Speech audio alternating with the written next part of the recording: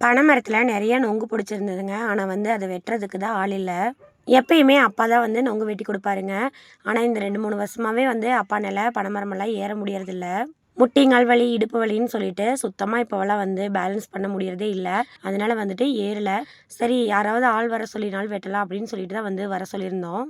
அப்பானால பனைமரமெல்லாம் வந்து ஏற முடியாது அப்படின்னு சொல்லிட்டு பனைமரத்தை வெட்டிடலாம் அப்படின்னு சொல்லிட்டு தான் அப்பா ஆளெல்லாம் வந்து கூட்டிகிட்டு வந்தார்.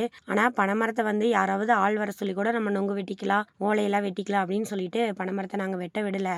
நம்ம தோட்டத்துக்குள்ளே ஒரு தென்னை மரம் இல்லையே அப்படின்னு நாங்கள் நிறைய நாள் ஃபீல் பண்ணியிருக்கோம். ஆனால் வந்துட்டு அதுக்கு ஈடாக வந்துட்டு நம்ம தோட்டத்தில் பனைமரம் வந்து ஒரு 5 பனைமரமாவது இருக்கே அப்படின்னு நாங்கள் ரொம்ப பெருமைப்படுறோம். வரப்பு உரமாகவே வந்து நிறைய பனங்கொட்டை விதைச்சும் விட்டுருக்கோம். அதே மாதிரி காட்டுக்குள்ளே இல்லாமல் உரமாக வந்து முளைச்சி வரதெல்லாம் வந்து வெட்ட வேணாம் அப்படின்னு சொல்லிட்டு வளர விட்டுருக்கோம். நொங்கு வெட்டின கையோட பனை ஓலையுமே வந்து வெட்ட சொல்லியாச்சு. ஒரு 2 ஓலையை மட்டும் விட்டுட்டு ஃபுல்லாக வெட்டியாச்சு.